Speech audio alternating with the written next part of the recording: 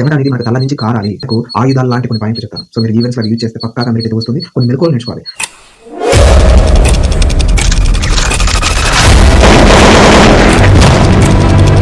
Long jump దగ్గర ఉండవలసిన rules గురించి అయితే మాట్లాడాను.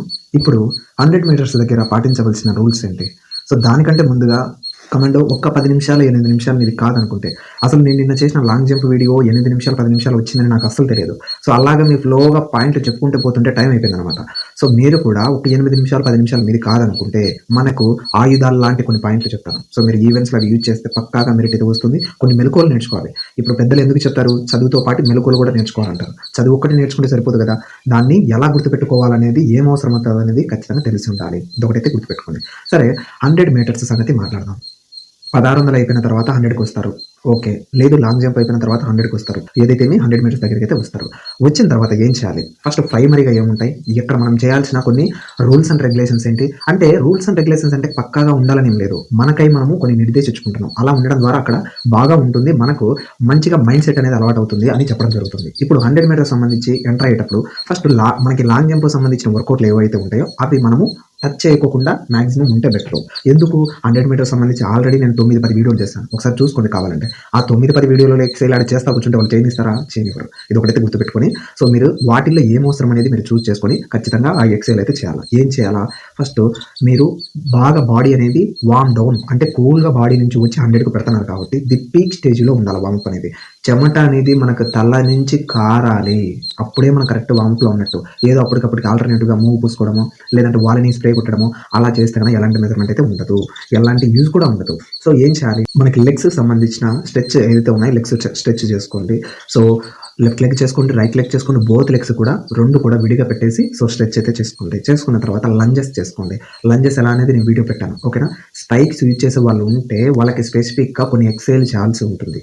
సో దాని గురించి నేను ఒక 5 వీడియోలు చేశాను. అవి కూడా చూసుకోండి. 5 వీడియోలలో ఉన్న ఎక్సైల్ మాత్రమే చేయండి, వేరేది అక్కర్లేదు ఇంకా. సో ఏం చేయాలి అంటే సో జంపింగ్ చేయాలి. ఓకేనా? సో జంపింగ్ ఆన్ ది హాల్ట్లో మీరు వచ్చేసి జంపింగ్ చేయాలి. ఊపర్ జంప్ అంటారు.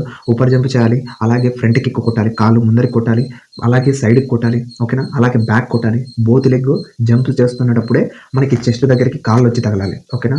సో అలాగా ఇంకా కొన్ని ఎక్సైల్ కూడా యాడ్ చేయడం జరిగింది. అవన్నీ కూడా మీరు యాడ్ చేసుకోండి. స్పైక్స్ యూజ్ చేస్తున్నారు 100 కంటే చాలా మనం డిఫరెంట్ ఎక్సైల్ చేయాల్సి ఉంటుంది. అవన్నీ కూడా గుర్తుపెట్టుకోండి. అలాగే గ్రౌండ్ టచ్ ఎక్సైజ్ కూడా చేయండి. గ్రౌండ్ టచ్ అంటే మనం వంగి సో లెఫ్ట్ లెగ్కు రైట్ హ్యాండ్ అంట పోతాము, రైట్ లెగ్కు లెఫ్ట్ హ్యాండ్ అంట ఇట్లా గ్రౌండ్ టచ్ చేసుకుంటూ వెళ్తాం. ఇది ఒకటైతే చేసుకోండి. సో చేసుకున్న తర్వాత మన వార్మప్ అయితే ఎలా అయితే చేసుకుంటామో, చేసుకున్న తర్వాత మనము 100 మీటర్స్ ఆ లైన్ దగ్గరికి వెళ్ళిపోతాం. ఖచ్చితంగా గుర్తుపెట్టుకోండి, 100 మీటర్స్లో మీది మధ్య లైన్ అయి ఉండాలా. First line, second line, third line, fourth line, ఎన్ని లైన్లు ఉన్నాయో చూసుకొని అన్ని లైన్లలో మీది మధ్య లైన్ ఉండాలి. సో మధ్య లైన్ మీరు చూస్ చేసుకున్న తర్వాత రన్అప్ చేస్తే ఏమవుతుందంటే అటువైపు ఇటువైపు ఎవరైతే రన్నర్స్ వెళ్తున్నారో వాళ్ళని ఒక ఓర చుట్టూ చూడడానికి వీలవుతుంది. అదే మీరు ఫస్ట్లో ఉన్నారనుకోండి, ఇటువైపు ఉన్న వాళ్ళందరినీ తల తిప్పేసి చూడాల్సి ఉంటుంది. అదే లాస్ట్లో ఉన్నారనుకోండి, ఇటువైపు ఉన్న వాళ్ళందరినీ తల తిప్పేసి చూడాల్సి ఉంటుంది. ఓకేనా? అందుకు మీరు ఏం చేయాలంటే కనుక తప్పకుండా రన్నింగ్ చేస్తున్నప్పుడు మధ్య లైన్ చూస్ చేసుకోండి. మీకు నెంబర్ వైజ్ అనేది పిలవరు. ఓకేనా? 100 మీటర్స్ నెంబర్ వైజ్ పిలిచినప్పటికీ మాకు మధ్యలోనే కావాలని చెప్పండి. మిడిల్ ట్రాక్లో ఉండడం వల్ల చాలా బెనిఫిట్ అయితే ఉంటుంది. సో దానికి ఒకటి మనము అటువైపు ఇటువైపు చూసుకునే దానికి ఇంకొకటి ఏంటంటే ఫినిషింగ్ నీట్గా ఇవ్వచ్చు. సో ఎప్పటికైనా చూసుకోండి, ఒక 1600 మనం ట్రాక్ తీసుకుంటే ఆ ట్రాక్లో మిడిల్ ట్రాక్ అనేది చాలా బాగుంటుంది. సో మిడిల్ ట్రాక్లోనే మ్యాక్సిమం చేసేదానికి చూడండి. మిడిల్ ట్రాక్లో ఉండి మనం అటువైపు ఇటువైపు చూడడము, తర్వాత ఫినిషింగ్ చేయడము, వీటన్నిటితో పాటు మనము ఈజీగా రన్ చేయొచ్చు. సో కష్టం అనేది మనకి ఇటు ఎడ్జ్ అటు ఎడ్జ్లో ఉంటుంది. వై? బికాజ్ అంటే అటు ఎడ్జ్ మనకి ఏం చేయరు పెద్దగా. సో అంటే ఒక గ్రౌండ్ నీట్నెస్ అనేది కాస్త తగ్గడం జరుగుతుంది. ఓకేనా? ఇటువైపు రన్నర్స్ ఎక్కువ 1600 ప్రాక్టీస్ చేసేసి ఉంటారు. మనకు ఖాళీగా ఉండేది మధ్య ట్రాక్ మాత్రమే. మధ్య ట్రాకే మ్యాక్సిమం చూస్ చేసుకోండి. సో ఎప్పుడైతే 100 మూమెంట్ తీశారో 100 మూమెంట్లో మీరు ఏమేమి చేయాలి, ఎలా చేయాలి, మొత్తం ఒక 5 సూత్రాలు ఉన్నాయి. సో పంచసూత్రాస్ అనేవి ఉన్నాయి. నేను 100 మీటర్స్ సంబంధించిన వీడియోస్ అన్ని కూడా చేశాను. మన యూట్యూబ్ ఛానల్ ఉన్నాయి, అన్ని కూడా చూసుకోండి. ఎప్పుడైతే రన్అప్ తీస్తారో, రన్అప్ తీయడానికి రెడీగా ఉంటారో హెడ్ అనేది డౌన్ చేయాలా. సో హెడ్ అనేది మీరు అనుకుంటే మీ పొజిషన్ స్ట్రైట్ అనుకుంటే ఇలా అనేది హెడ్ డౌన్ ఉండాలి. అంతే తప్ప ఇలా ఉండకూడదు. ఇలా కిందికి పూర్తిగా ఉంచేసి తల రన్అప్ అయితే చేస్తున్నారు చాలామంది. అలా కాదండి. So so 45 degrees okay. 45 డిగ్రీస్‌లో ఇలా ఉండాలి మీ హెడ్ అనేది. సో రన్అప్ అనేది ఇలా వెళుతూ కొద్దిగా వెళ్ళిన తర్వాత ఒక 10 మీటర్స్ వెళ్ళిన తర్వాత ఈ హెడ్ అనేది అప్ చేయాలి. అప్ చేసిన తర్వాత ఇదే వేలో మీరు రన్నింగ్ చేస్తూ చివరి వరకు వెళ్ళిన తర్వాత ఫినిషింగ్ మూవ్‌మెంట్ అనేది ఒకటి తీయాలి.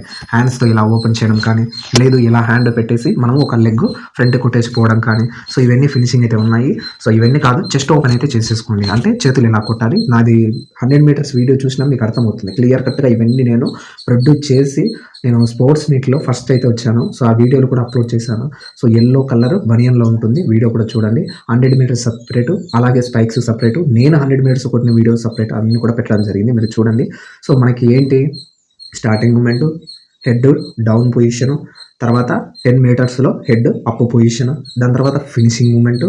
సో దాని తర్వాత మనము ఈజీగా గెట్ ఆన్ కావడం. సో చాలామంది కూడా 100 మీటర్స్ తర్వాత అలసిపోయినట్టుగా, చాలా ఇబ్బంది అయినట్టుగా, చాలా వరకు కూడా మనకి ఇంకా రీకప్ కానట్టుగా అయితే ఆలోచిస్తారు. అలా కాదు.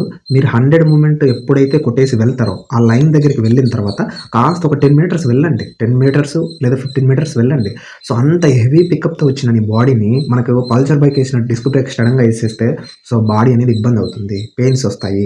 సో దానికోసమయ్యే మనం ఏదైతే రన్నింగ్ కొట్టేసి వస్తామో ఫినిషింగ్ లైన్‌కు సో కంటిన్యూయేషన్‌గా వెళ్ళాలి. దీనివల్ల ఏం లాభం ఉంది? మీరు నష్టం చేసేది దీనివల్ల లాభం ఉందని నేను చెప్తున్నాను చూడండి. ఇప్పుడు మన ఫినిషింగ్ ఇది అనుకోండి. మనం ఏం చేస్తాం 100 మీటర్స్ ఇక్కడికి వచ్చిన తర్వాత స్లో అవుతాం. ఈ స్లో అవ్వడం ద్వారానే 2 సెకన్లు, 3 సెకన్లు వేరియేషన్స్ వచ్చి వీళ్ళే పోతున్నారు. సో అందుకు మనం ఏం చేయాలంటే ఇది మీ ఫినిషింగ్ కాదు. దీని తర్వాత 10 మీటర్స్ ఫినిషింగ్ అనుకోని పరిగెత్తాలి. ఓకేనా? గుర్తుపెట్టుకోండి. ఫినిషింగ్ ఇక్కడ ఉందనుకుంటే 10 మీటర్స్ ఇక్కడ మీ ఫినిషింగ్ అని వెళ్ళాలి.